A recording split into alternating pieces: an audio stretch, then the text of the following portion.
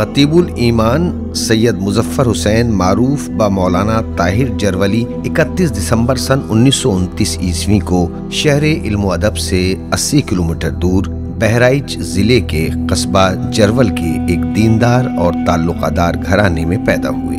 آپ کا سلسلہ نسب چند واسطوں سے حضرت امام رضا علیہ السلام سے ملتا ہے۔ آپ کے والد سید نذیر حسین رضوی جرول ضلع بہرائچ کے تعلق دار تھے۔ مولانا طاہر جرولی کی والدہ مدافع ولایت صاحب ابقات الانوار علامہ میر حامد حسین موسوی کی پوتی اور سرکار ناصر الملت آیت اللہ سید ناصر حسین موسوی کی بیٹی تھیں۔ موصوف کی عمر ابھی صرف 14 سال کی تھی کہ آپ اپنے والد کے سائے سے محروم ہو گئے۔ آپ کے ماموں نصیر الملت اور سعید الملت نے اپنی عاطفت و محبت سے آپ کی پرورش کی۔ خطیب الایمان کی ابتدائی تعلیم کا آغاز سرکار ناصر الملت نے بسم اللہ سے کرایا۔ آپ نے گھر ہی پر قرآن مجید، دینیات، اردو اور فارسی کی تعلیم حاصل کی۔ آپ نے شیعہ کالج میں 5ویں درجے سے اپنی تعلیم کا آغاز کیا اور وہاں سے انٹرمیڈیٹ تک تعلیم حاصل کی۔ شیعہ کالج کے بعد آپ نے لکھنؤ یونیورسٹی میں داخلہ لیا اور اپنے تعلیمی سفر کو جاری رکھا۔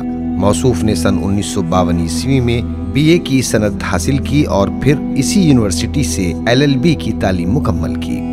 قانون کی تعلیم مکمل کرنے کے بعد آپ نے قیصر گنج، بہرائچ اور لکھنؤ میں کچھ وقت وکالت کی، مگر آپ نے اسے ذریعہ معاش قرار نہیں دیا۔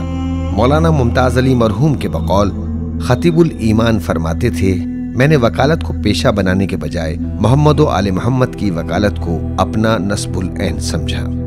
موصوف تاحیات اپنی تقاریر کے ذریعے حقانیت اہل بیت ثابت کرتے رہے، یہاں تک کہ کلکتے کے عشرے میں ہزاروں افراد کو راہ حق دکھایا۔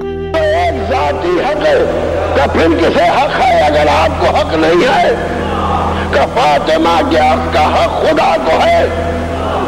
خدا جس کے ساتھ چاہے گا اور خدا جس کے ساتھ حکم دے گا، میں اپنی بیٹی کو اس کے ساتھ بیاہوں گا۔ لوگوں نے کہنا شروع کیا انہیں شادی کرنا ہی نہیں ہے، بھلا کسی بیٹی کا حق خدا کو بھی ہوتا ہے، کسی کی بیٹی کا حق خدا کو بھی ہوتا ہے۔ اے خدا ہی نے تو باپ کو بیٹی کے حق کا حق دیا، اب پیغمبر کیا کرے؟ اللہ کہتا ہے تمہیں حق نہیں ہے، مجھے حق ہے۔ امت کہہ رہی ہے کہ آپ بہانہ کر رہے ہیں، دعا کی معبود اس مسئلے کو حل کر دے۔ کہ اچھا میرے حبیب ان سے کہہ دو کہ آج رات اپنے بالا خانوں پر چلے جاؤں، آسمان سے ستارہ نازل ہوگا، جس کی ڈیوڑی اترے گا اسی کے ساتھ فاطمہ کا عقد ہوگا۔ میرا سوال ہے کہ پورا قرآن جبریل لے آئے، ایک دو لفظ لانے میں کیا حرصہ؟ کہ فاطمہ کا عقد کس کے ساتھ ہوگا؟ مگر کہا جب تم کو تم پر اعتبار نہیں، کیوں اعتبار نہیں؟ تم ہو میرے رسول اور یہ ہے ستارہ پرست، اب میں انہیں کے خدا کو بھیجوں گا۔ آپ نہایت باادب، منکسر المزاج اور طلبہ نواز شخصیت تھے۔ موصوف طالب علم کو سلام کرنے میں پہل کیا کرتے تھے۔ میں نے بہت بچپنے میں ان کو طاہر جرولی صاحب کو کلکتے میں سنا تھا، یہی 63-64 میں۔ وہ دیکھتا تھا کہ ایک آدمی اچھا بولنے والا ہے، میں مطلب نہیں سمجھتا تھا اتنا۔ وہاں پر انہوں نے، میں طاہر جرولی صاحب کی بات کر رہا ہوں، وہاں پر انہوں نے اپنی تقریر اور اپنی خطابت سے بہت سے لوگوں کو راہ حق دکھایا۔ وہ لوگ ابھی شاید کچھ لوگ زندہ ہوا، کچھ لوگ وفات پا چکے، راہ حق دکھایا انہوں نے اپنی تقریر سے، یعنی حقانیت اہل بیت کو ثابت کیا انہوں نے، حقانیت اہل بیت کو ثابت کیا۔ ایک سے ایک موضوعات نکالے، مجھے ذرا یاد ہے، پورا نہیں یاد ہے۔ فدق کے اوپر ایک موضوع ہے، اختلافی ہے لیکن علمی بھی مسئلہ اس میں ہے، چونکہ خاندان آبقات کے بزرگوں نے خوب لکھا ہے اس موضوع پر بھی۔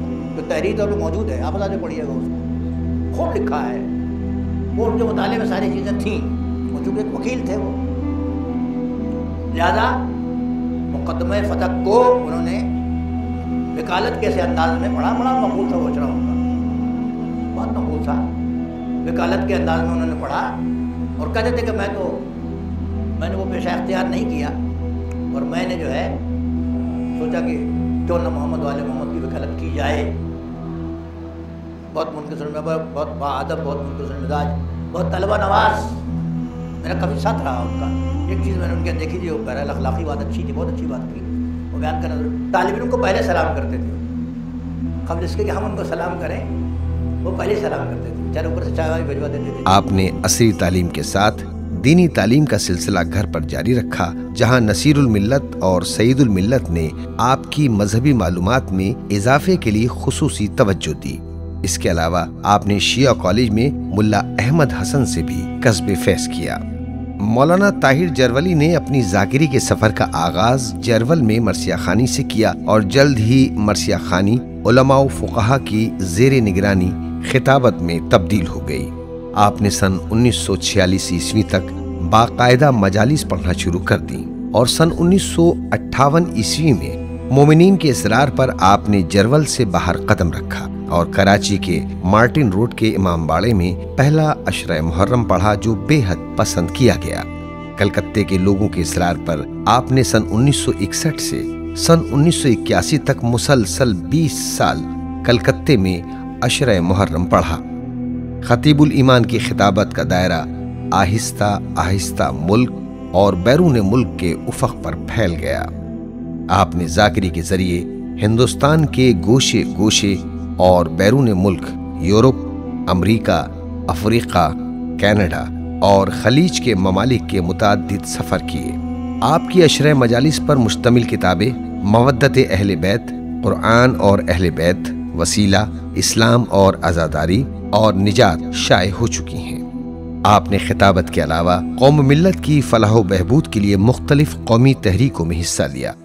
موصوف نے مزار شہید ثالث کی تعمیر نو کے لیے تمام وسائل فراہم کیے اور مولانا سعید الملت کے انتقال کے بعد ان کی وصیت کے مطابق شیعہ کالج میں خصوصی دلچسپی لی، جہاں آپ تقریباً 18 سال تک سیکریٹری کے عہدے پر فائز رہے.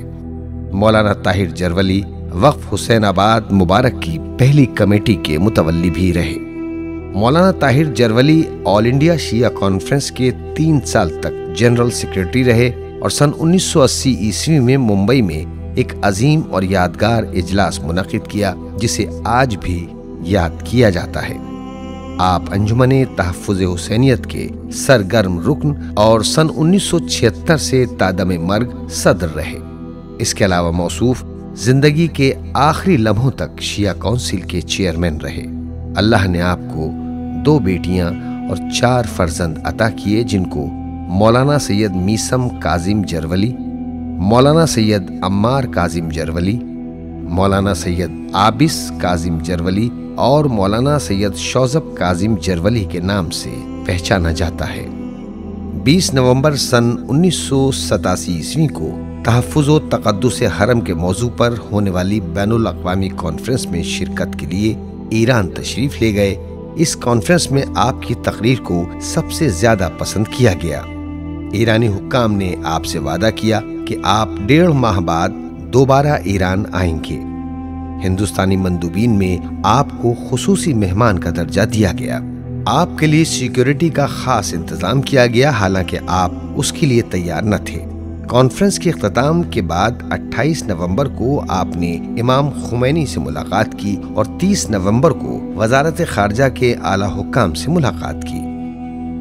خطیب الایمان 1 دسمبر سن 1987 عیسوی بروز منگل ایران کے شہر تہران میں امام زادے شاہ عبدالعظیم کے حرم کے نزدیک ہوٹل میں اچانک طبیعت خراب ہونے کے سبب بیڈ کے بجائے قالین پر ہی لیٹ گئے. جب آپ کو حرکت دی گئی تو موصوف نے کوئی جواب نہ دیا. ڈاکٹر کی تشخیص کے مطابق آپ اپنے خالق حقیقی سے جا ملے. انا للہ و انا الیہ راجعون. آپ کا جنازہ تہران سے مشہد لے جایا گیا۔ بہشت امام رضا میں غسل و کفن کے دوران غسال نے حیرت کا اظہار کرتے ہوئے کہا، یہ پہلی میت ہے جو 48 گھنٹے گزرنے کے بعد بھی ایسا محسوس ہوتا ہے کہ جیسے مرحوم محو خواب ہوں۔ آپ کے جسد خاکی کو 3 دسمبر سن 1987 عیسوی میں مشہد مقدس آستانہ رضوی میں امام رضا علیہ السلام کی ذریعہ مبارک سے 70 قدم کے فاصلے پر سپرد خاک کر دیا گیا۔